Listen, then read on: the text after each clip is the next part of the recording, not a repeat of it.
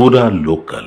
జూబ్లీహిల్స్ లో బీజేపీ అయితే కనుక చాలా విస్తృతంగా ప్రచారాలు కొనసాగిస్తుంది. ఇక డోర్ టు డోర్ వెళ్ళి ప్రజల దగ్గర నుంచి తెలుసుకొని వాళ్ళ ఓట్లు సంపాదించుకునే విధంగా అయితే కనుక ప్రజల్లోకి వెళ్తున్నారు. అసలు ప్రజలు ఏ విధంగా స్పందిస్తున్నారు, గ్రౌండ్ లో సిచ్యువేషన్ ఎలా ఉందని చెప్పేసి మనతో పాటు శిల్పారెడ్డి గారు ఉన్నారు.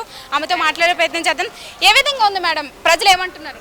ప్రజల స్పందన అయితే చాలా బాగుందండి. ఎక్కడికి వెళ్ళినా అమ్మ మీరు ఏమి టెన్షన్ పడొద్దు, ఈసారి మాత్రం ఖచ్చితంగా బీజేపీకే ఓటేస్తాము, ఎందుకంటే విసిగెత్తిపోయినాం తల్లి మేమందరం కూడా. సో మీరేమి మా ఇంటికి రావాల్సిన పని కూడా లేదు, బీజేపీకే ఓటేస్తామని వాళ్ళు చాలా కాన్ఫిడెంట్గా చెప్తుంటే మాకు చాలా సంతోషంగా అనిపిస్తుంది. యాక్చువల్గా అభ్యర్థుల విషయానికి వస్తే కనుక నవీన్ యాదవ్ లోకల్ అభ్యర్థి, అలాగే మాగంటి గోపీనాథ్ గారు వాళ్ళ భార్య తెలిసినవారు. లంక దీపక్ రెడ్డి గారి కోసం చూసుకుంటే కనుక దీపక్ రెడ్డి గారు అంతగా ఎవరికి తెలియదనే చెప్పేసి వార్తలు వినిపిస్తున్నాయి. సో దీనిపైన లంకాల దీపక్ రెడ్డి గారు తెలియకపోవడం ఏం లేదండి. ఆయన టీడీపీ టైం నుంచి ఇదే కాన్స్టిట్యున్సీలో వర్క్ చేస్తున్నారు. భారతీయ జనతా పార్టీలో లాస్ట్ టైం కూడా ఆయన కంటెస్ట్ చేశారు. ఆయన సుపరిచితులు, చాలామందికి వాళ్ళు ఆయన సహాయం కూడా చేయడం జరిగింది. ఫర్ ఎగ్జాంపుల్ రీసెంట్గా ఎర్రగడ్డల శ్మశాన వాటిక చూసుకున్నట్టయితే అక్కడున్న 3000 మంది ఓటర్సు ఎవ్వరూ స్పందించలేరు. మా శ్మశాన వాటిక కబ్జా ఇక్కడ పెడతాము అనేసరికి ఫస్ట్ దీపక్ రెడ్డి గారే మమ్మల్ని అప్రోచ్ అయ్యారు.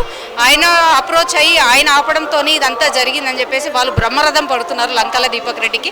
సో ఆయన తెలియదన్న విషయమే లేదు. అట్లాంటి చాలా చోట్ల ఆయన చాలా మందికి సహాయం చేసిన వాళ్ళు ఉన్నారు. వికలాంగులకి చైర్స్ కూడా ఇప్పించడం జరిగింది. సో ఆయన సుపరిచితులు, అందరికీ సుపరిచితులే.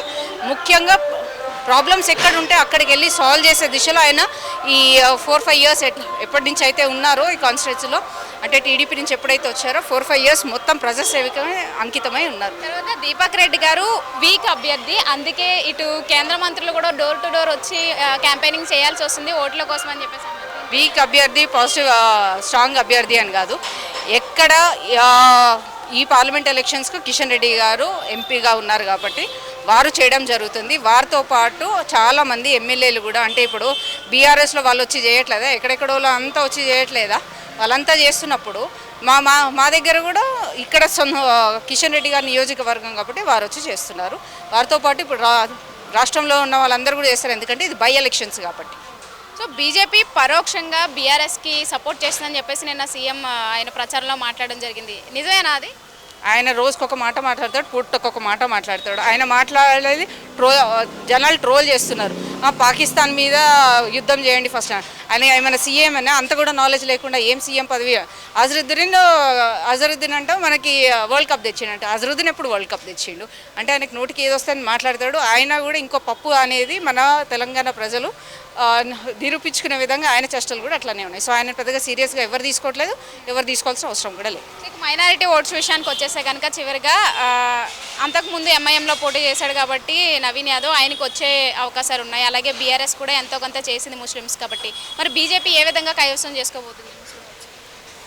ముస్లిమ్స్లో కూడా చాలా మటుకు మీరు చూసుకున్నట్టయితే మాతో కూడా కొంతమంది లేడీస్ తిరుగుతున్నారు. లేడీస్, ముఖ్యంగా లేడీస్లో ఏంటంటే ట్రిపుల్ తలాక్ అనేది వాళ్ళకి వచ్చిందనే గొప్ప విషయం. చాలా కృతజ్ఞతతో ముస్లిం మహిళలు కూడా ఉన్నారు. ముస్లింలలో కూడా అందరూ కాకపోయినా కొంతమంది డెఫినెట్గా బీజేపీ సపోర్టర్స్గా ఉన్నారు. ఎందుకంటే నరేంద్ర మోదీ గారు చేసిన అభివృద్ధి కార్యక్రమాలు వాళ్ళ వరకు కూడా వచ్చినాయి అని చెప్పేసి వాళ్ళు సంతోషం వ్యక్తం చేస్తూ బయటికి వచ్చి వాళ్ళు ప్రొజెక్ట్ చేయకపోయినా ఇంటర్నల్గా కూడా లేడీస్ అయితే మాతోని కొంతమంది బుర్కా వేసుకొని మాతోని క్యాంపెయినింగ్ కూడా తిరుగుతున్నారు. సో డెఫినెట్గా వాళ్ళు కూడా మాకు సపోర్ట్ చేస్తారని నమ్మకం మాకు.